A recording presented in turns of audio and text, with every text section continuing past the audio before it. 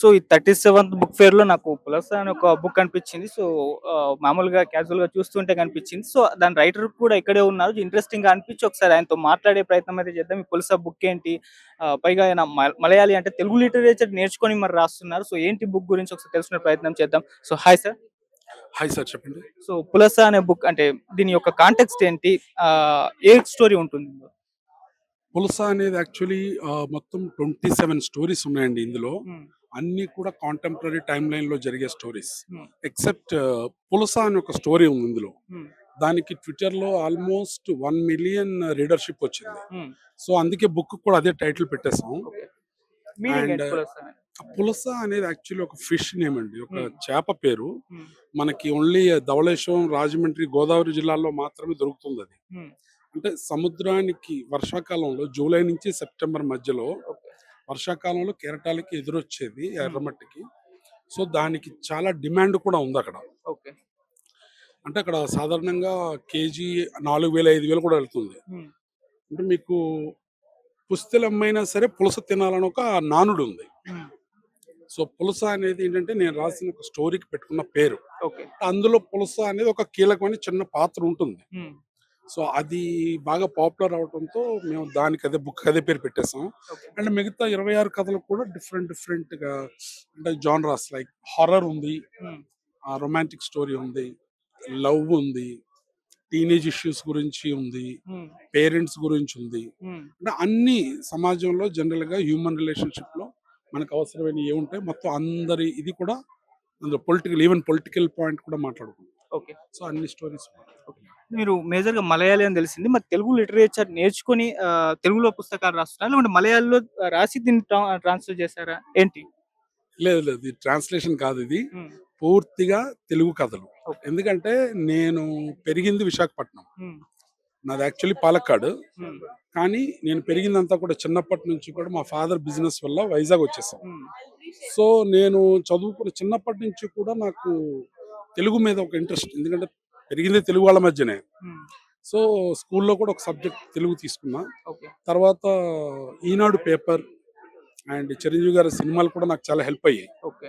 బాగా ఇంట్రెస్ట్‌గా చూసేవాడిని. హ్మ్. ఇప్పుడు కూడా మూవీస్‌కి రాస్తున్నా. డైలాగ్స్ రాస్తున్నా. సో, ఈ ప్రాసెస్‌లో ఏమైందంటే 3 ఇయర్స్ నుంచి నేను రాసిన స్టోరీస్ అన్నీ కూడా ట్విట్టర్‌లో పోస్ట్ చేశా ఆల్రెడీ. ఓకే. మంచి ప్రజాదరణ పొందింది. హ్మ్. అందరూ ఏమడిగారంటే హ్మ్. 120 స్టోరీస్ రాసా నేను యాక్చువల్లీ. హ్మ్. మీ స్టోరీస్ అన్నీ కలిపి ఒక బుక్‌గా తీసుకురావచ్చు కదా! అని చాలామంది అడిగారు. హ్మ్. సో, అందుకని 'పులస' పేరుతో బుక్ రిలీజ్ చేశాం. ఓకే. అండ్ లక్కీలీ జనాలు బానే తీసుకున్నారు. ఓకే. యాహ్! అండ్ మీరు సోషల్ మీడియా ద్వారా అంటే మీ ట్విట్టర్ ద్వారా కూడా రచనలు చేస్తూ ఉంటారని విన్నాం. అయితే మేజర్‌గా ఏ అంశాలు మీరు ప్రస్తావిస్తూ ఉంటారు? ట్విట్టర్‌లో యాక్చువల్లీ నేను ప్రతి అంశం మీద కూడా అంటే నా ఒపీనియన్స్ నా వ్యూస్ నేను ఓపెన్‌గా వ్యక్తపరుస్తుంటా. ఓకే. అన్‌బయాస్డ్‌గా ఉంటాయి నావి. హ్మ్. నేనేం పట్టించుకోను. మనం కరెక్ట్‌గా మాట్లాడేటప్పుడు ఏమైంది అని ఒక ఇదిలో ఉంటా. హ్మ్. ఆర్ ఇఫ్ సంబడీ అంటే ఎవరన్నా ఒక కన్‌స్ట్రక్టివ్ డిబేట్‌కొస్తే హ్మ్. డిబేట్ చేస్తా. హ్మ్. లేదంటే లేదు. హ్మ్. కానీ ముఖ్యంగా నాదేంటంటే షార్ట్ స్టోరీస్ రాయటం, హ్మ్. లేదా సమాజంలో జరుగుతున్న ఏదన్నా ఒక అంశం మీద హ్మ్. బర్నింగ్ ఇష్యూ ఏదైనా ఉందనుకోండి, హ్మ్. నేను దాని గురించి నా ఒపీనియన్ చెప్తుంటా. హ్మ్. సో, అలా ఏంటంటే కనెక్ట్ అయిన వాళ్ళు లేదా ఇష్టపడేవాళ్ళు ఫాలో అవుతుంటారు. దాదాపు 16,000 మంది ఎంతో ఉన్నారిప్పుడు. ఓకే. సో, అది. ఓకే. పులుసు కాకుండా ఇంకేమైనా బుక్స్ రాస్తారా? అప్‌కమింగ్ ఏమన్నా వస్తున్నాయా? పులస అయిపోయింది. ఇప్పుడు నేను యాక్చువల్లీ ఒక 2 మూవీస్‌కి రాస్తున్నా. హ్మ్. తర్వాత 'రంగుల పులి' అని ఒక నోవెల్ రాస్తున్నా. రంగుల అది వస్తుంది. హ్మ్. 'రంగుల పులి' దాని హ్మ్. పేరు. అది ఫారెస్ట్ బ్యాక్‌డ్రాప్‌లో ట్రైబల్ విలేజ్‌లో జరిగేది. హ్మ్. సో, దానికి సంబంధించి ఆల్రెడీ ఐడియా ఉంది. వర్క్ చేస్తున్నా. హ్మ్. So, thanks. Okay. Thank you so much అండి. అండ్ ఆల్ ది బెస్ట్ కూడా. Yeah! Thank you very much. Hi viewers, welcome to our channel. So ఈ 37th బుక్ ఫేర్‌లో 287 స్టాల్ నంబర్ దగ్గర 2 పుస్తకాలు కనిపించాయన్నమాట. ఒకటి 'ఎర్రమల్లెలు' అండ్ 'చౌరస్తా కథలు'. ఈ రెండిటికి కూడా మంచి అప్లాజ్ అయితే వస్తుంది. సో ఏంటి ఈ పుస్తకాల గురించి అని చెప్పేసి తెలుసుకునే ప్రయత్నంలో ఈ పబ్లిషర్ మనతో పాటు ఉన్నారు. సో ఈ బుక్స్ గురించి కొద్దిగా తెలుసుకునే ప్రయత్నం అయితే చేద్దాం. సో హాయ్ అండి. హాయ్. సో 'ఎర్రమల్లెలు' అండ్ 'చౌరస్తా కథలు' ఏంటి ఈ బుక్స్ యొక్క థీమ్స్ ఏంటి? హాయ్ అండి. ముందుగా ఝాన్సీ పబ్లికేషన్స్ నుంచి మీ అందరికీ నమస్తే. మా ఝాన్సీ పబ్లికేషన్స్ నుంచి వచ్చిన రెండో పుస్తకం 'చౌరస్తా కథలు'. హ్మ్. ఇందులో 11 మంది రచయితలు రాసిన 11 కథలున్నాయి. హ్మ్. మంచి గ్రిప్పింగ్ ఉంటాయి స్టోరీస్ అన్నీ. ఆహ్, మీకు ఖచ్చితంగా నచ్చుతుంది. అండ్ మాకు ట్రెండ్‌లో ఉంది బుక్ కూడా మంచిగా. ఆన్‌లైన్ అండ్ ఆఫ్‌లైన్ బాగా ఎళ్తుంది బుక్. ఓకే. అండ్ ఈ కవర్ పేజ్ గీసింది కూడా చరణ్ పార్మి గారు. వి ఆర్ హ్మ్. Very happy about that. హ్మ్. అండ్ మా తర్వాత వచ్చిన పుస్తకం ఇప్పుడు 'ఎర్రమల్లులు'. ఇది కొత్త అమ్మాయి రాసింది నవల. సెన్సిటివ్ టాపిక్ ని తీసుకొని ఇన్ డెప్త్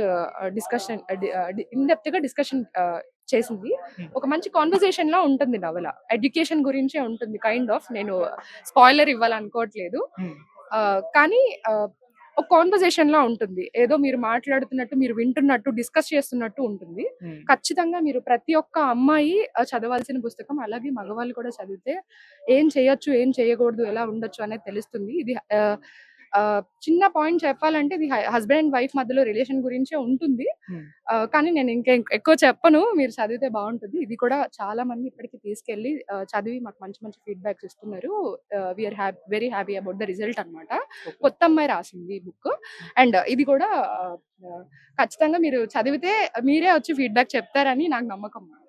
ఈ 11 మంది కథలు 11 కథలు 11 మంది వేరు వేరు రైటర్స్ రాసారా?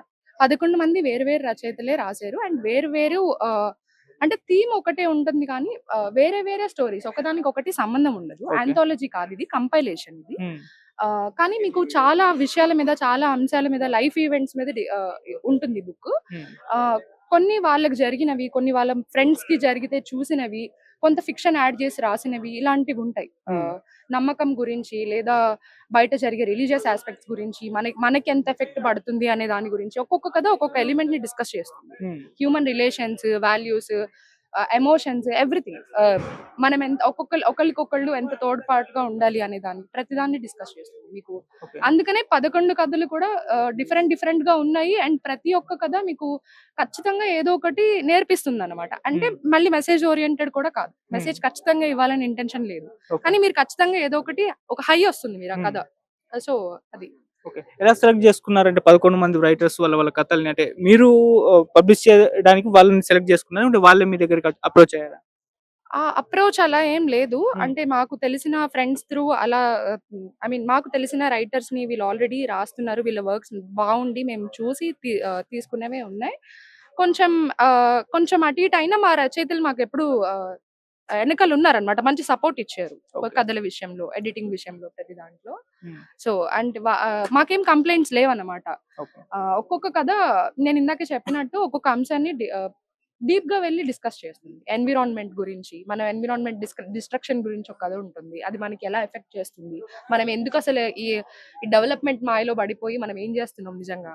ఇవన్నీ ఉంటాయి. అంటే మీతో చెప్పకుండా చెప్తున్నట్టే ఉంటాయి. ఓకే. థ్యాంక్ యూ అండి. Hi viewers, welcome to our channel. So ఈ 37th బుక్ ఫేర్ లో రేగి అచ్చులు పబ్లికేషన్స్ సాయి వంశీ గారు కలిశారు. సో వీళ్ళ పబ్లికేషన్స్ ద్వారా ఎన్నో పుస్తకాలు కూడా పబ్లిష్ చేసి అమ్మడం మనం చూస్తున్నాం. మంచి అప్లాజ్ అయితే వస్తుంది. సో ఏంటి రేగి అచ్చులు పబ్లికేషన్స్, వీటి గురించి తెలుసుకునే ప్రయత్నం అయితే చేద్దాం. సో హాయ్ అన్న. హాయ్ అండి. నమస్తే. మీరు రేగి అచ్చులు పబ్లికేషన్స్ ద్వారా ఎన్నో పుస్తకాలు మీరు పబ్లిష్ చేయడం చూస్తున్నాం. ఎందుకు అసలు ఈ పబ్లికేషన్ స్టార్ట్ చేయాలనుకున్నారు? దీని గురించి ఏం చెప్తారు? యాహ్! ఇప్పుడు తెలుగు సాహిత్యం ఉన్న పరిస్థితుల్లో పబ్లికేషన్ అనేది ఒక మంచి ఐడియా. హ్మ్. సో, కొత్తగా వేస్తున్న వాళ్ళు, రాస్తున్న వాళ్ళు సొంతంగానే పబ్లిష్ చేసుకుంటున్నారు. ఓకే. కొంతమంది మా దగ్గర కూడా అప్రోచ్ అవుతూ మంచి మంచి పుస్తకాలు మేము బయటికి తీసుకొస్తున్నాం. హ్మ్. సో, మాకంటే ముందు ఛాయ, అన్వీక్షకి లాంటి వాళ్ళు మాకు ఒక ఇన్స్పిరేషన్ ఇచ్చి వాళ్ళు మాకు ఒక వే చూపించారు. ఓకే. సో, ఆ తర్వాత మేము దాన్ని కంటిన్యూ చేస్తున్నాం. మాతో పాటు ఝాన్సీ వాళ్ళు పెట్టారు, ఎల్ఎంఈ వాళ్ళు పెట్టారు, అంతకుముందు అజూ పబ్లికేషన్స్ పెట్టారు. అందరి మోటివ్ ఒకటి ఏంటంటే మంచి పుస్తకాలు తీసుకురావడం, పాఠకులకు వాటిని అందించడం. ఓకే. సో ఇప్పటి వరకు అంటే మీ పబ్లికేషన్స్ ద్వారా బెస్ట్ పుస్తకాలు అమ్ముడైనవి గాని, మీకు అప్‌లోస్ తెచ్చినవి గాని ఏ పుస్తకాలు ఉన్నాయి? మేము ఇప్పటివరకు ఒక 8 పుస్తకాలు తీసుకొచ్చాము. హ్మ్. మొదటి పుస్తకం మైక్రో కథలు. నేను రాసిన కథల్ని తొలి పుస్తకంగా వేశాను. ఆ తర్వాత కథలు వేశాము, నవలలు వేశాము. సో, వాటికి మంచి అప్లాజ్ వచ్చింది. హ్మ్. ఆ తర్వాత కృష్ణానగర్ వీధుల్లో అనే కథల పుస్తకం వేశాము. రీసెంట్ గా బొంబాయి పొట్టేలు అనే కథల పుస్తకం వేశాము. అలాగే టిడ్ బిట్స్ అనే ఒక నవలిక, అంటే నవల కంటే చిన్నగా ఉండే నవలికను వేశాము. ఓకే. అవన్నీ కూడా మాకు చాలా మంచి పేరు తీసుకొచ్చాయి. అలాగే భగీరథ కోన అనే ఒక సస్పెన్స్ నవలను కూడా మేము ఈ మధ్య పబ్లిష్ చేశాము. హ్మ్. దాంతో పాటు బర్మా క్యాంప్ కథల్లోని విశాఖపట్నంలో ఉండే ఒక ప్రాంతం గురించి ఆ రైటర్ రాసిన కథలను తీసుకొచ్చాము. ఇవన్నీ చాలా మంచి పేరు తెచ్చాయి. ఓకే. ముఖ్యంగా టిడ్ బిట్స్ అనే ఈ పుస్తకం చాలా హాట్ కేక్ లో అమ్ముడిపోయింది. ఇప్పుడు మొదటి ఎడిషన్ ఇవాళే పూర్తయి సెకండ్ ఎడిషన్ కూడా వచ్చేసింది. హ్మ్. సో, అది ఆ రైటర్ కి నిజంగా మేమందరం థ్యాంక్స్ చెప్పాలి. సో, అన్ని పుస్తకాలు నాకు చాలా బాగున్నాయి. ప్రత్యేకంగా బొంబాయి పొట్టెలు అనే పుస్తకాన్ని మా రైటర్ చరణ్ పర్మి రాశారు. ఆయనకు అది రెండో పుస్తకం. హ్మ్. సో, అందులో 10 కథలు ఉన్నాయి. సో, ఇది ఆ పుస్తకం. హ్మ్. సో, ఇందులో దళిత్ ఓరియంటేషన్ ఉంది, అలాగే సామాజిక అంశాలు ఉన్నాయి, అలాగే మన చరిత్ర, మనకు తెలియని మన చరిత్రకు సంబంధించిన కథలు ఉన్నాయి. ఓకే. సో ఈ 10 కథలు కూడా ఒక 10 వేరే వేరే అంశాలని విభిన్న కోణాల్లో చూపించేటటువంటి పుస్తకం ఇది. సో ఇది వేసినందుకు మేము చాలా గర్వపడుతున్నాము. అలాగే మాకు ఈ పుస్తకాన్ని ఇచ్చినందుకు రైటర్కి మేము చాలా థ్యాంక్స్ చెప్తున్నాము. ఓకే. మీరు పబ్లిష్ చేసిన పుస్తకాల్లో మీ ఫేవరెట్ అంటే 8 పుస్తకాలు పబ్లిష్ చేస్తారని చెప్తున్నారు కదా, అందులో మీ ఫేవరెట్ ఏది? నాకు పర్సనల్ గా నాకు నచ్చిన పుస్తకం అంటే ఇప్పటివరకు నేను వేసిన ఈ 5 పుస్తకాల్లో నాకు కృష్ణానగర్ వీధుల్లో చాలా ఇష్టము, ఓకే. అలాగే బొంబాయి పొట్టేలు చాలా ఇష్టము.